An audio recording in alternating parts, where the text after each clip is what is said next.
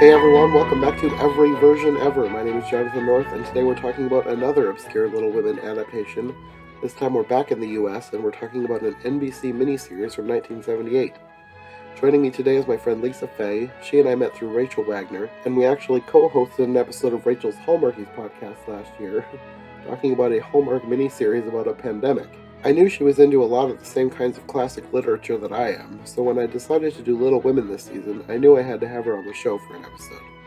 And it ended up being 2 episodes because we had so much to talk about that we made an episode each talking about both episodes in this miniseries.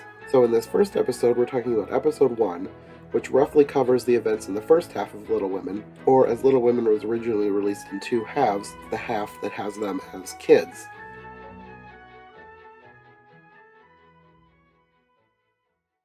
Okay, so Little Women. I guess to start, we could talk about your history with the story. Did you read this as a kid? This is probably one of your favorites since this is one you were eager to talk about any version of. So, Yes, I did read this as a kid, but it was interesting because it was one of those sets that you just buy books for your kids, and that would be like a random set, and I still mhm, have it actually. And as I got older, I realized it was an abridged version, so I never, as a kid, I mm, thought, "Oh, I've read Little Women," and it turned out I had, but not the full, little. It was like this mhm. illustrated kids, like you I buy it, wonder if we like had the same set of books it was because I blue. had I had a set of books that this the reason that I have a lot of favorites in like old classics is because I had a big set of abridged classics. And Yeah. I knew they were abridged as a kid, but I didn't really care because they were shorter and fun to read and they all had pictures. I wonder if we might have had a similar set.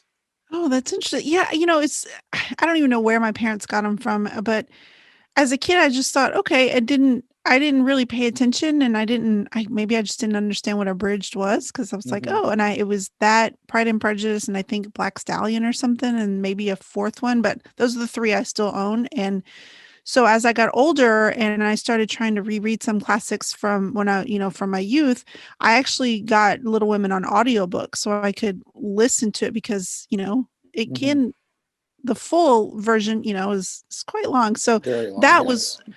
that's when I really truly think that I, quote unquote, read the book. I mean, yes, I know. Hmm. And so I'm going to confess something right now. I've seen enough of these versions, and between the versions I've watched, the adaptations I've read, I'm just, sometimes I have to stop and be like, was this in the movie or was this in the book? Or wait, was this in the Crazy Kids version that it takes me a minute sometimes because I've seen so many. Hmm. I've seen so many of these. I have to take a minute and figure out which one I'm thinking of. Or maybe I just made it up. I don't know. Sometimes it all jumbles together for me. Yeah, I recently reread. I listened to audiobook for this. It was the first time since I was a kid, probably. So it's a little more fresh in my mind. But yeah, I know what you mean about things getting jumbled up in your head, trying to remember which version or was this from the book or yeah, because everything is Yeah. just like slightly different. You got to try and keep it straight. Yes. Yeah. So, do you have a favorite version? Um, you know, I'm a big proponent of whichever one was your entry into things is usually ends up being your diehard favorite. So when it comes to the, TV and movie adaptations, the first one that I saw was the 94 version. Mm, So that's the one that I'm like, nothing else compares. Go away, everybody else. I wondered. That one's like frequently cited as a favorite. Yes. But I have seen the new one. I've seen, I think I've seen in total maybe four, 4 or 5. So, I mean, I know there's a ton out there. Yeah. Um, I do love the 94 version. The new one gave me a lot to think about. And the miniseries that we just watched also gave me a lot to think about. So, I don't know, 94 might be in trouble. Yeah, I don't think even though I had read the book as a kid, I think I, when I was a kid, my mom read all of the books. Like we were all homeschooled, and every morning mom would read a different chapter of just whatever book we were working through. And I think she started at Little Women, went all the way through Joe's Voice at some point. So That was the Wow. last time that I remember reading it. So yeah, it had been quite a while, but I don't think I'd seen any movie versions. I might have, but if I had, it's been I I've forgotten what it might have been. So I Right. don't remember any until last year in January. I saw the 2019 one when it was in theaters. So that was between when I was a kid and the 2019 version. I don't really have too much recollection of interacting with the story. Yeah. Yeah. So I don't know if I have a favorite. I'm figuring it out right now. I would say probably the 2019 version. Just I really liked all the actors. I thought it was really clever the way they did the story. But yeah, Mm-hmm. there's still more that I have not seen yet, so we'll see. Gotcha. Well, I'll try not to spoil anything. Okay, well, I guess we can get into the mini series.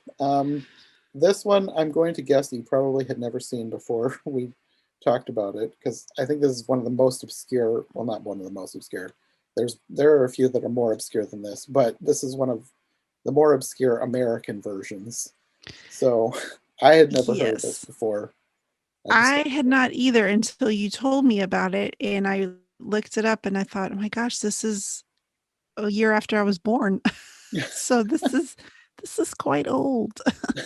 um yeah, I recognized a lot of people in it though, because as I started watching it, these were TV stars from when I was a kid, and so I recognized a lot of these people from shows, and I was just like, oh, look at that, look at this person. So it was really fun Mhm. to see a lot of familiar faces from my youth. But yes, I never even knew that this was a thing at the time. So who did you recognize? Because I only recognized a couple people. Oh gosh. Well, let's see. So out of the sisters, obviously Joe, Susan Day went, but for me, my entry with her was for LA Law because that was a big show when I was a kid so she was I think a district attorney on that show, but so I was like, oh, there's the woman from LA Law. And then of course Meredith Baxter because of yes, Family Ties, but also the Betty Broderick story. I was obsessed with that miniseries when it came out. Let's see, the guy who played Laurie, he was a love interest on Designing Women for quite a few episodes. His name was JD Shackelford in that show. And so when he popped up, I thought, oh my gosh, it's JD from Designing Women. And and other than the big one, of course, William Shatner was the guy who played Frank Vaughn in this miniseries. He was the creepy doctor from The Hand That Rocks the Cradle, and I immediately was like, I hate that guy. Why is he in? And I mean, I'm sure he's a very nice man in real life, but I always equate him to the creepy doctor from The Hand That Rocks the Cradle. And I'm like, it's that guy. No, don't marry him. Yeah, so William Shatner, of course, everybody knows who William Shatner is. So of course I recognized him, but the main one that stood out to me was the person who played Marmee, and I can't remember her name right now. I think I wrote it down. Let me see. Dorothy McGuire. Yes. So she was on a whole bunch of old Disney movies that I grew up watching. Old Yeller, Swiss Family Robinson, and Summer Magic were the first three that came to mind. There might have been more, but those are the three that came to mind first. So I really liked seeing her again, and she was she. This kind of has one of the this is one of the main, not I guess, issues that I have with this is that everybody is too old. And Yeah. Marmee is no exception because I mean, reading the book, I got the impression that Marmee was kind of a younger mother, like maybe mid 30s, and she's not in this. And I mean, the people who play all her kids are I think I wrote down all the ages. I think the youngest was 20 something. Yeah. I, I mean, it's just there's very few versions that do the ages right. And I mean, it's hard because you've got to have them during their teen years, and in Amy's case, preteen years, and then Hmm. as adults later on. So it is hard So I understand why they don't. Right. But this one, I still feel like they could have gotten some younger people than they did. Yes. Yes, it was a little I kind of chalked it up to the time because I kept thinking, okay, during that time there was just everybody felt older to me at that time. Like when I was younger and seeing these Hmm. people, and it is a big issue with these adaptations for sure, especially when it comes to Amy. And Hmm. this version, went with the one Amy casting, Yeah, which I know some of them do too. And I'm usually not a fan of the one Amy, but yeah, eh. it's hard. And for as far as Amy goes, 94 is the best because the splitting it up. And I did like the Amy in the 2019 version, but only in present day. Like the flashbacks to their childhood, she seemed like she was an adult playing a young kid. So, and she was Right. good, but not good enough to pull off playing a young kid. So, yeah, that's one of the, I guess, the main issues that I've had with pretty much all the Little Women adaptations I've seen so far. It's just it's really hard sometimes to see older people playing what are supposed to be kids and teenagers. Yeah. And I Yeah. don't think I would have cared as a kid. Like as a kid, like you said, like you're watching things and everybody's older than you anyway, so Yeah. it doesn't matter. So maybe that's why they did it this way because they were aiming for a younger audience. Who knows? I don't know. But yeah, that Yeah. I just found it kind of interesting that not even the parents were exempt from that in this version. Well, and I also thought that even the character of Lori was older than, Yeah. because that's a hard one to pull off too. You have to show him as, a young person, Hmm. very, immature, and then you have to age him through even more immaturity where he is older, but he's just going through something. And then as an adult, and so that's hard. I mean, I thought for me in the 2019 version, it was hard for me to accept Laurie as an adult because he just looked like a teenager to me the entire time. Hmm. Um, I thought the 94 Laurie did a pretty good job of aging him up. This one though, for me in the 79 version, he just looked he just looked like a grown man the whole Yeah. time. Yeah. Yeah. He did. I was like, you don't look like a what is he when they first meet him, what he's 13 or 14? No. No, I think he's supposed to be 16. Oh, you're right, because when Because they I think go he's to a the roughly the party, same age as Joe. yes, Maybe because he's when in they between Joe and Meg.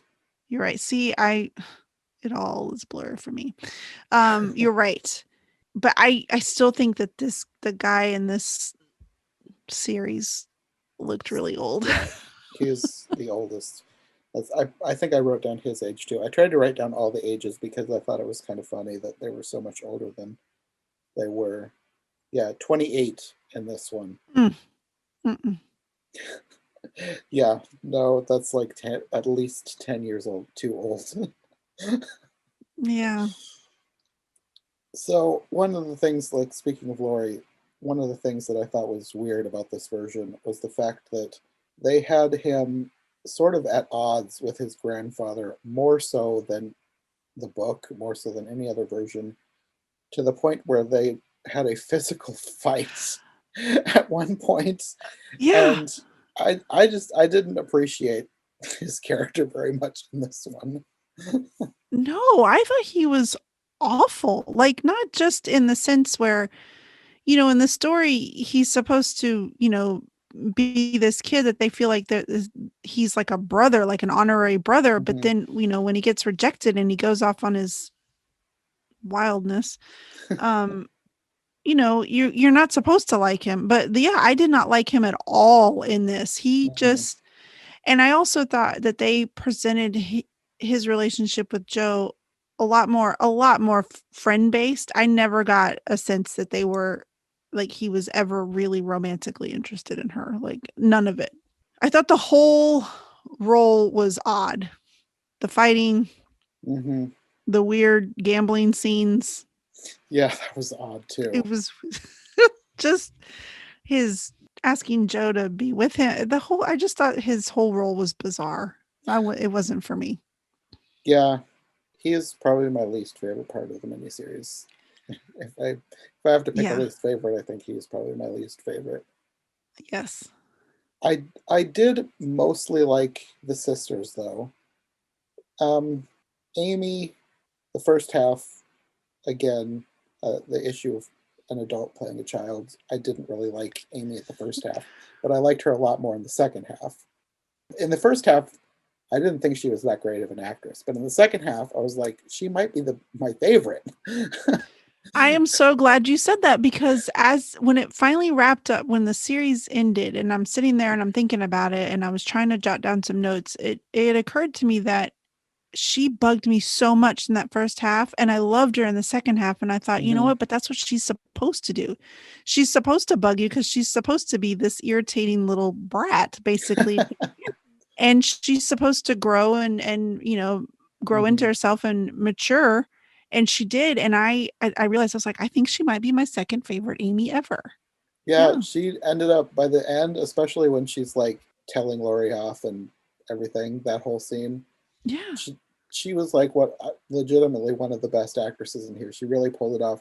A lot of times the other ones, I don't want to say they felt wooden, but like maybe slightly wooden, just a Yeah. little bit. It wasn't perfect, but she like really pulled off that last scenes with her and Laurie together. I really Yes. liked Agreed. that. Yes. I agree. Was she your favorite, or did you have any other standout family members that you liked in this? Oh, in the entire, like, for the whole family, honestly, I loved Aunt March. I loved her. Of course, it's Greer Garson. You can't not love her. But I just thought her entire portrayal, she was harsh enough, but man, she made me laugh so much. Just in the way she would phrase things. And I thought, oh my gosh, I love her. I think she's my favorite Aunt March out of all the ones that I've watched so far. I loved her portrayal of her. I've never really thought about doing an Aunt March ranking, but I don't know who I would pick as a favorite. I did really like the '94 Aunt March, but she played. We had just recently watched Sister Act, and she's one of the nuns in Sister Act, so that probably Yes. makes her higher in my ranking because I just really Yes. liked her. That's hilarious. Yes. One other note that's not related to the narrative: the hair. This is very 70s. Yes. Yes. They didn't go for period accuracy. When later in the movie, after Joe cuts her hair and she comes back and she has this weird, like, office bob, it was so distracting. I couldn't stop staring at it. Like, that's terrible. Yeah, I just thought it was kind of funny that and I'm sure the clothes probably weren't accurate too, but I'm not really as not that I'm an expert on hair, but the hair stood out to me more than the clothes, but I'm sure the clothes probably had issues as well. Yeah, they were just like, whatever, just throw it up, put some curls in it. Everybody will buy it. No, no, it was all bad. It was all bad. Yeah, yeah, it was, yeah. So this version opens like most versions at Christmas. One thing that I noticed about the opening was that the cat, it was very loud. Like even the purring of the cat, which I kind of liked because you don't always get cats, and like cats are a big thing in the book. So I enjoyed that they actually focused on that. I don't know that the cats made too many appearances after that, but I liked that they were there at the beginning. It's just They're something like, random that I liked. that's awesome. They're like, just do it really big at the beginning and then they don't have to come back and we don't have to worry about it. We can just pay for one day of a cat.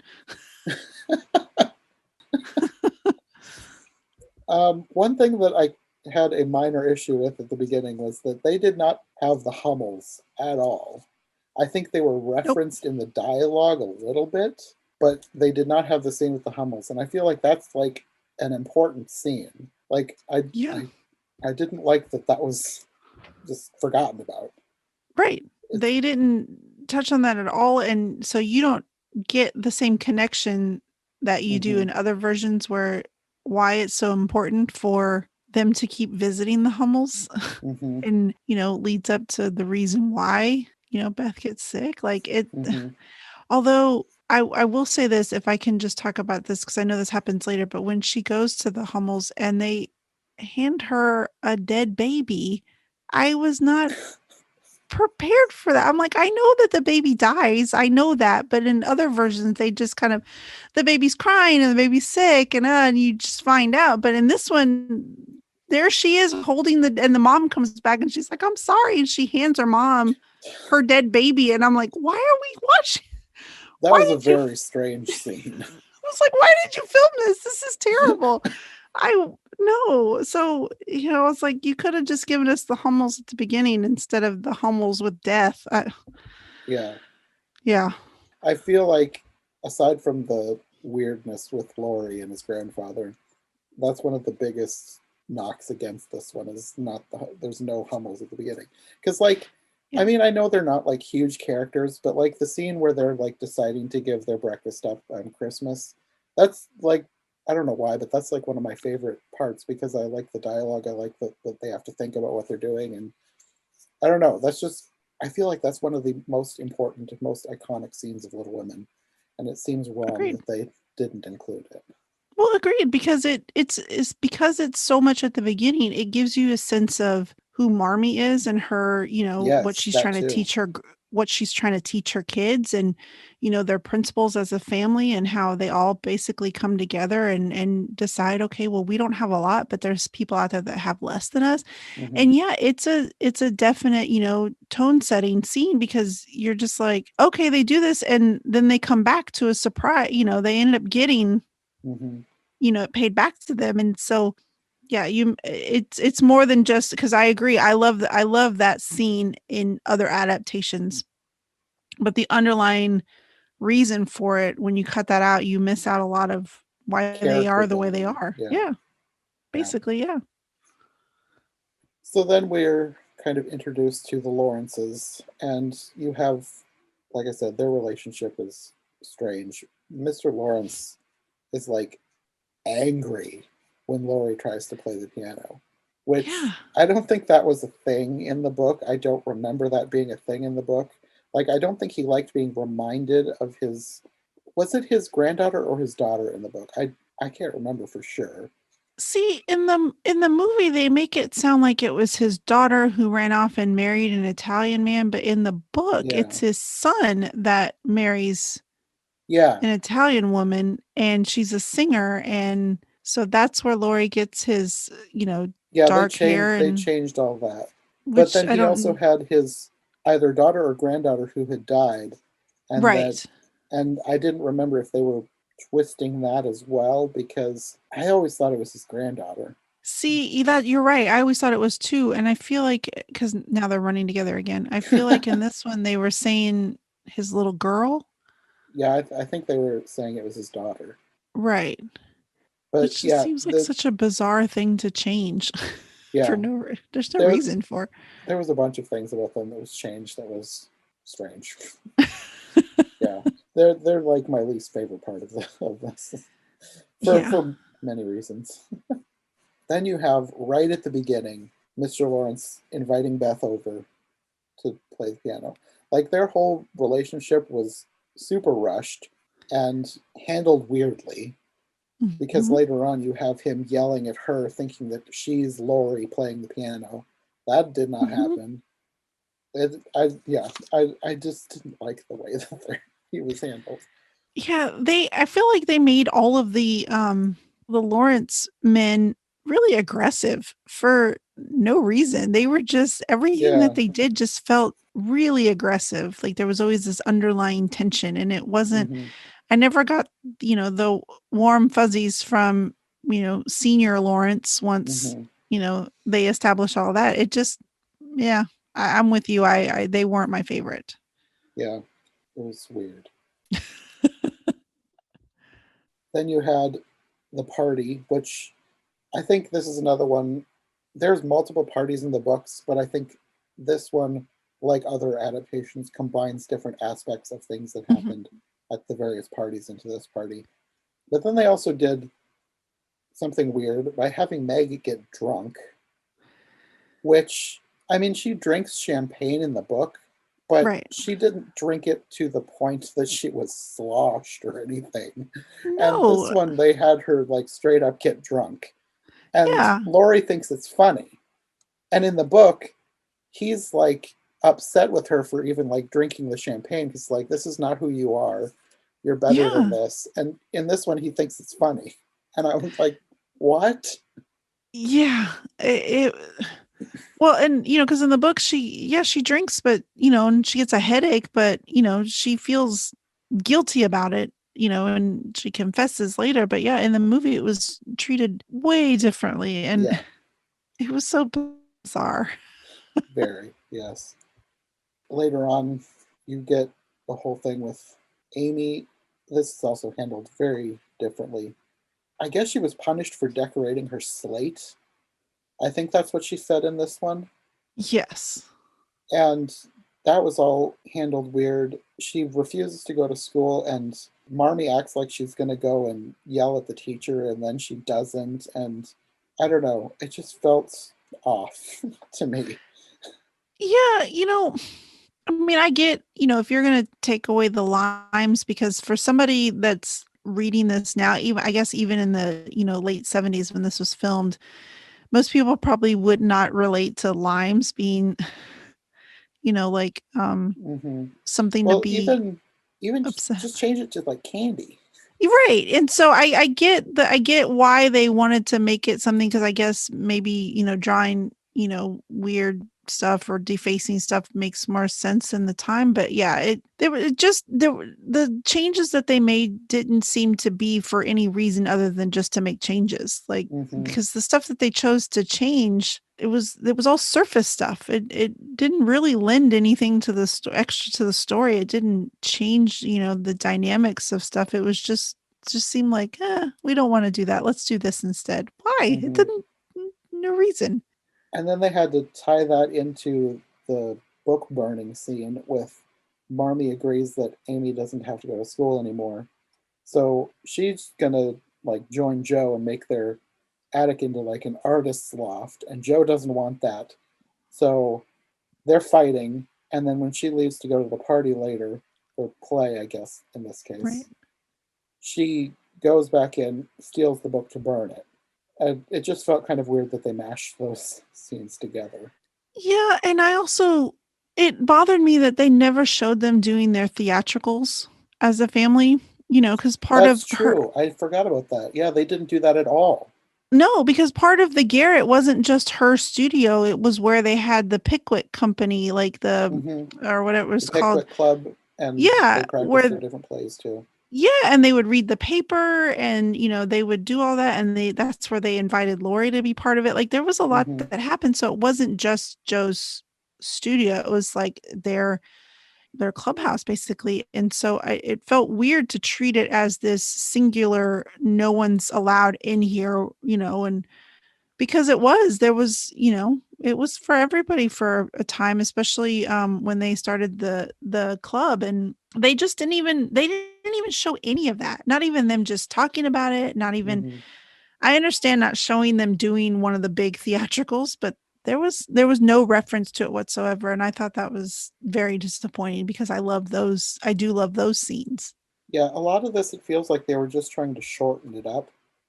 And I mean, this was a 3 hour miniseries, so it feels like they had a little bit more time than movies do.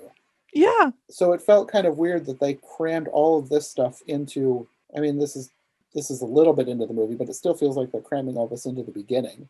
Yeah. Especially because you have then the piano delivery at the same time, because Joe's looking for her book when the piano is delivered, and you have all of those scenes happening all together, and there's no time really Right. dwelt on any of them. Right. It just felt like they were cramming too much into the beginning. Right. I agree. And part of the beauty of the beginning is all those little things that happen, yes, they happen spaced out. Now, granted, I will say this, when I read the book, when I finally listened to the book, there were some scenes where I was like, all right, I get it. You do not have to describe all of this. There are parts of the book that do go on a little too It's long. too much. But like you said earlier, it's world building, it's character building, Yeah. it's showing you. And so to rush all the beginning stuff where we establish who these people are and their characters and their dispositions. I didn't like it. I wasn't a fan. And I'll also say too that this is another reason why having just the one Amy works even less, is because she's an adult and she feels like an adult. So when she ultimately goes and burns her manuscript, it just comes off as evil to me. She's like Yeah, evil. right, It's supposed to be a little kid doing something impetuous. right, Instead, it's like an adult doing something malicious. right. Oh my gosh, yes. I hate, and it doesn't matter what adaptation is. I hate that scene. I hate it because I feel so bad. I want to be like, don't do. Oh, I Yeah. just want to stop it. It's so terrible. Hmm. Yeah, and you also have Marmee saying that Amy just didn't understand, and I'm like, I suppose, like in the script, if she was actually a child, I guess, but she's not a child, so it Yeah, just it comes off as evil when she's that old. you're right. It does. It really does. Then we also have the scene where they ultimately have to make up, is because the ice skating scene. I, the whole thing, I thought it was, this is not supposed to be funny. I just thought it was kind of funny that this is an obvious set. This is not outside. I know. This is a sound stage that they've built to look like a snowy park. Every time they took that walk out into those trees, I was just like, what is happening? This looks like a window set from like a department store that you would just like put mannequins in of like winter wear or something. Ugh, I mean, I know it's the time, I know it's the budget, I know that, Yeah. but oh gosh, it was bad. And then when the ice does break, it's like the slowest slow motion dramatic ice breaking scene. Oh my gosh. Yeah, I felt bad because I did actually like, what? And then I kind of laughed because I was like, what is this? Yeah. And after this, it does improve some, because then you have a 2-year time jump, which that's an addition to this version and this version only, because the book, it slowly happens over a period of years. And this Right. is like, let's just get all this stuff that everybody knows out of the way, and then we'll jump forward 2 years. Right. Which, Yeah. I mean, I guess I get part of that, especially with Amy, because you got to get all of her being a kid over with at the beginning. So I Yeah. guess I understand why they wanted to do a 2-year time jump. It still would have made a whole lot more sense to have a different actress play Amy. Yes. But I feel like it does improve quite a lot after the 2-year time jump. Yeah. Yeah. I agree. After the time jump, Joe is going to go try and get published. And I thought it was kind of funny that they have her look into a barber shop and see the sign about so she could sell her hair. I thought Yeah. it was funny that they had that kind of foreshadowing in there. Yeah. Mental note for later. And this is where you also have Laurie playing billiards, the pool hall scene, and the fight with his grandfather. Like he slaps him and then he shoves him back, and then they're yelling. That was just so weird. It was like, well, what did they do here? I thought I remember watching that and I thought, did I miss all of that? Because I was like, there's no way I don't remember that from the book. And I No, kept no, thinking, that what did is not happen. happening? What in the world? And I'm thinking, did I forget a part? Like what? It was just out of left field. I was not prepared for that at all. Yeah, no. I, at least within the last month, I have read the book. This did not happen in the book. Like, I know and it's been a while, but dang, I don't remember that. and I try to be lenient about, like, I don't like get my knickers in a twist about about things Yeah. getting changed. But like when you throw in something that's that much out of left field and that big of a change to a character, that's when I start feeling like this is wrong. Yeah. And I that was like, was, that's assault, brother. Like, yeah, this is bad. they just did not handle their characters very well. No. And having them like fight over him, I guess gambling, I don't know exactly what they thought he was doing. Like there was a thing in the book about Joe warning Laurie about getting too familiar with the kinds of people who play billiards, because I think that was kind of a thing back then. Like maybe the lower sort of people, Yeah. like the not good people in society, can get into this, and like there was that, but it wasn't like you're a bad person for doing this. It was like just kind of warning him, like maybe think about what you're doing and what the kinds of people you're maybe getting mixed up with. It wasn't this Right. dramatic fight. Yes. Yeah, you're about to fall into just this alcohol soaked life of being in a bar all no. Yeah. I thought there's many different ways to show Laurie and his grandfather not getting along, and it didn't need to involve physical violence to do that. There's Hmm. other ways to show that. Yeah, because they didn't always get along in the book either. They had their No. issues at times, but they never got violent. No. Yeah, it was just a weird yeah, it didn't make sense, and it wasn't necessary at all to show that they weren't getting along. We knew that already. We don't need to watch them fight out in the middle of the street. Yeah, it was just bizarre. So the next big scene is the picnic, which I kind of liked that they included, because that's not really something that you get in the versions I've seen so far anyways. You don't really get like the picnics out in the park and the Right. talking. So I liked that they included that in this. They kind of changed it a little bit by having the telegram arrive while they were at the picnic and having Beth running to them dramatically. Yeah. But Yeah. that wasn't one that I was like, this is so bizarre. It was just like, oh, that's kind of an interesting change. Well, I just thought Beth, who doesn't do anything besides sit at home and help her mom, she's gonna run into town and just I'm like, physically, I don't think that she could. It just, yeah, it was And I don't think Beth excluded herself that much in the book either. Like in this, she was like, a recluse. yeah, basically. And I don't think she was like that in the book. Like she was shy, but I don't think she like Yeah, excluded herself purposely in the way that she did in this version. right. I also thought it was kind of funny that John, they're at this picnic and he's in like full army dress. Yeah, yeah.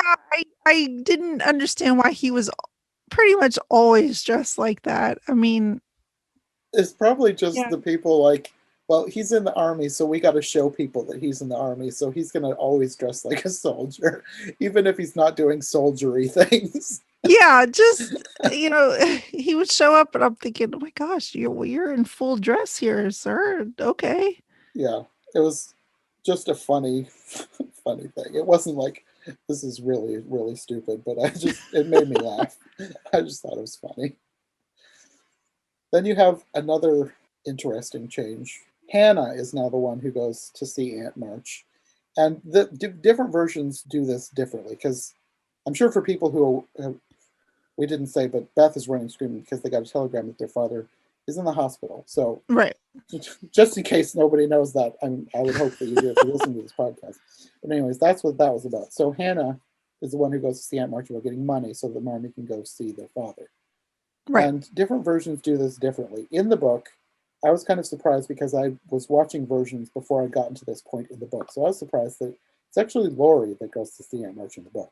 And I think the favorite way to change this for different versions is to have Joe go see Mm-hmm. Aunt March, because then they have this big fight.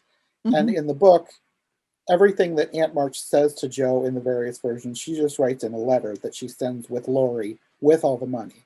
It's not this huge dramatic, your father is an idiot, basically, that the other Right. versions like to do. But this kind of, I mean, Aunt March, she's not exactly a villain, but I feel like they kind of tried to give her like a very snobbish, like she's anti-Hannah, like she talks down to Hannah in various Yeah. scenes in this. And I mean, maybe she was kind of like that in the book, but I don't think she was to this degree, like talking down to the help and whatever. No, because I always just remembered like there wasn't a lot of interactions there. And what I liked Well, not with about Hannah, this one though especially, not is in the book. Yeah. right. with any of the help. Like that's Yeah. just not something, but what I liked was Hannah was not having it. She was like, listen, lady. Yeah. But yeah, then they end up going back to the house, and then she's basically lecturing Marmee in person and As she's insulting her giving her father. money. Yes, It's so but funny. like they changed it so that Joe is in the other room. She doesn't see the money happening, so then Joe just hears her insulting her father and then stomps out and goes to cut her hair. And I also thought it was weird. Maybe this is a thing, but Aunt March had the money hidden in her petticoats. Like she pulled up her dress and like fished the money out of her I loved it. underskirts. I loved it. I was like, oh, hey, little sideshow here. Oh my gosh, I died laughing because I was like, of course she would keep money there. Of course she would. I mean, it would be a good place to hide something. There's enough material there that you could hide something away and all that.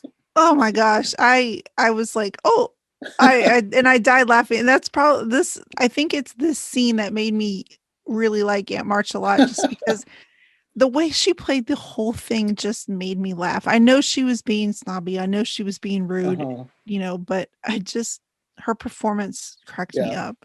It yeah, really did make me laugh. yeah. I did enjoy the character. Oh, I wrote down one of her quotes here too. That Hannah of yours, she's unpleasantly sullen. You must speak to her sharply. I know. And Hannah's like, it was awesome. And then you get the haircutting scene, and John escorts Marmee. And I think Marmee, on her way out, talks about the Hummels. And then that's where you get the whole scene with the Hummels and the dying baby. Yeah. Which, yeah, that was kind of, like, again, like they didn't introduce it at the beginning, so it felt too quickly. A lot of the whole thing with her, and I mean, this happens with a lot of versions, because in the book, Marmee's gone a long time, Hmm. and it doesn't seem like that long in this version. No. And, like you said earlier, without introducing the Hummels, you know, appropriately at the beginning, it just seems like she's just in this random person's house. And there was, I, it took me a second because when Beth is in the house with the baby and the German mom walks in and she says, I'm sorry or whatever. And she holds up I out loud, I was like, is that a dead baby? Because is she, and I was like, now man, no one's around me. I'm like, is she dead? Is this a dead, like, what? It was so jarring because there's no basis for their relationship yet. And it Uh-huh. was I so mean, weird. technically, in the book, the baby does die in Beth's arms, but there's not build up in this. It's just, well, dead baby. Yeah, I guess I just wasn't expecting, because I mean, I know the baby died. I knew that. But in, Mhm. in other adaptations, they kind of soften it a little bit where the baby was sick. And then later they say the Hummel baby died. You don't have to Yeah, see the dead baby to know that yeah. and it's not like we see this like grotesque baby or anything. It's covered up in this. It's probably just a doll. It's not even a real baby. And it's Uh-huh. just covered, but it's just, I was legit taken aback. Like, oh, is that's no, thank you. No, thank you. I don't Yeah, need that scene. yeah. It was handled very oddly. Just weird. So while all this is happening, they get a letter, and it turns out their father is doing well now. Joe ends up getting published. And I'm not sure what all the timeline was with this because all these scenes are kind of happening together. Mhm. And Beth comes back dramatically. They had to really play that up. Uh, Yeah.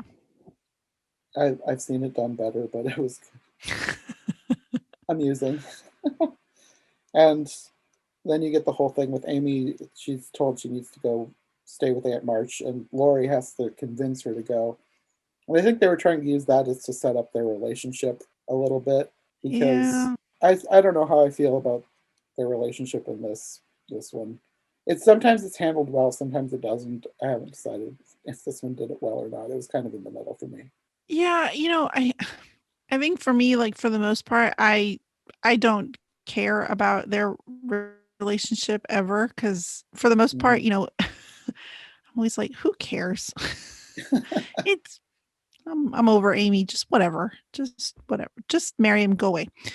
So, but that's just, that's me being youthful me that holds on to the 94 version where I hate when they get together and I'm like, ugh, y'all are the worst. Of course y'all deserve to be together.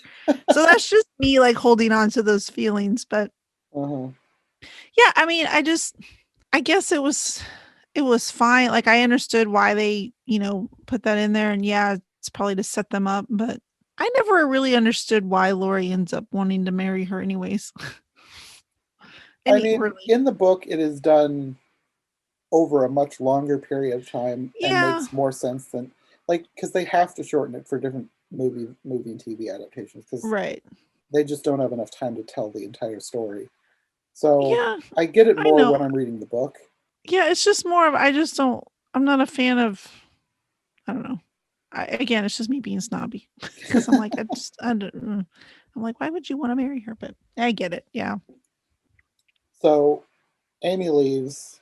She's going to stay with Aunt March, and they actually get along, which she's shown to not get along with many people. So that kind of, I mean, that's from the book too. Like Amy, there's like this whole thing in the book with Amy deciding that she's going to be a better person, partly because she wants to be in Aunt March's good graces and like get Right. things from her.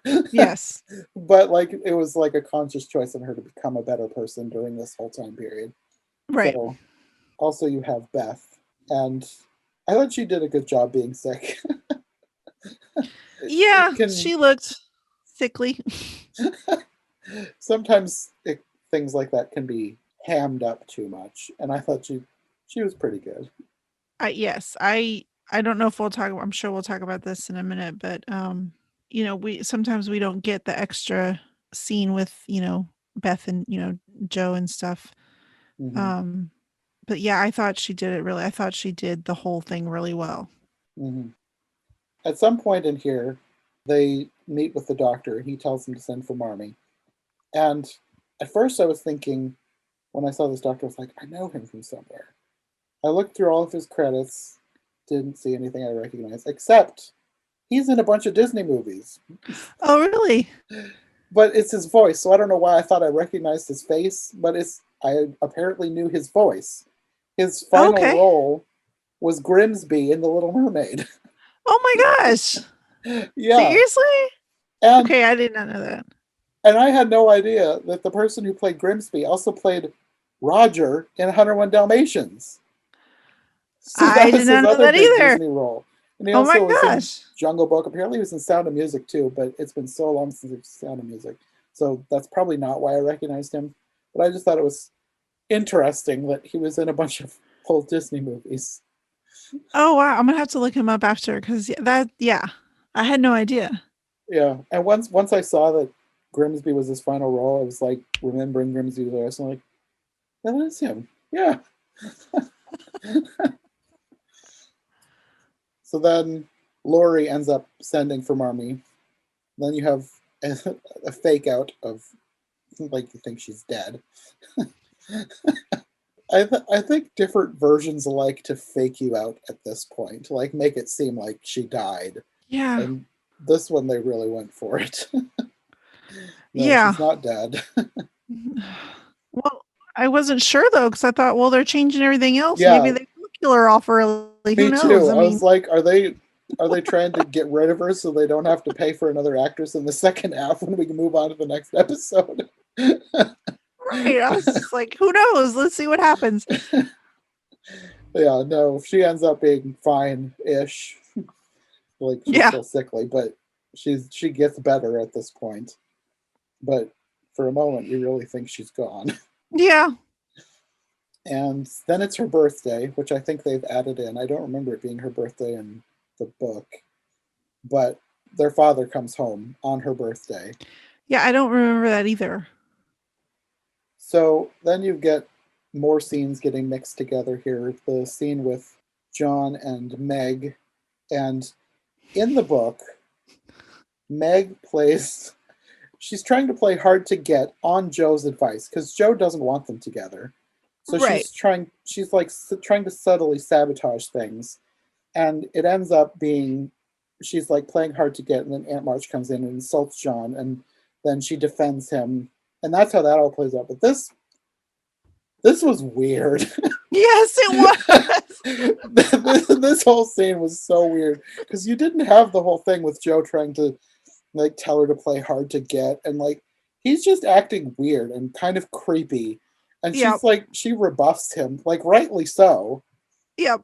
because of the way he was acting. But like then you have the whole thing with Aunt March coming in, and the scene plays out like it's supposed to.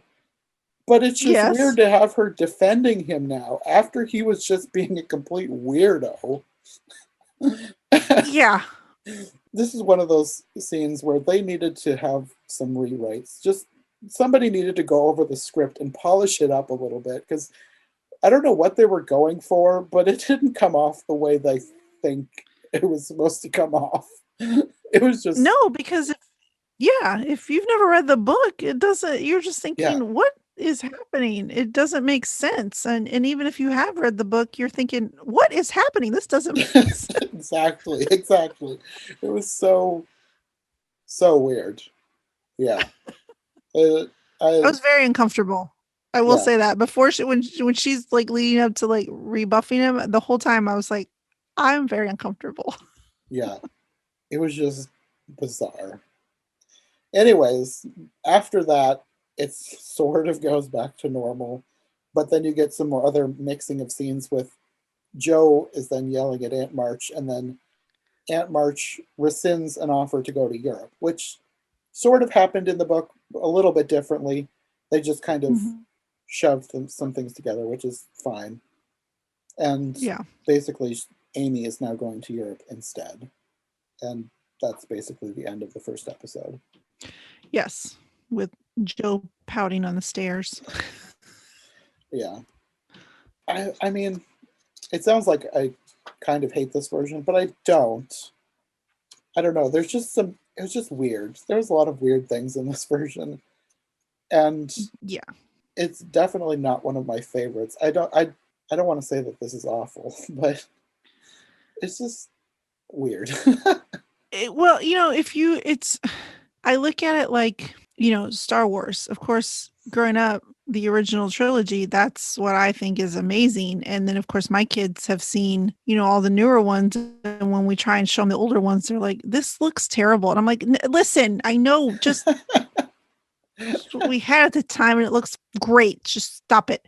So I can see very much where, I've been spoiled by having newer versions before I've seen this one. So watching this one, I'm thinking, what was happening? But that's not to say I didn't enjoy myself, because I did immensely. Yeah.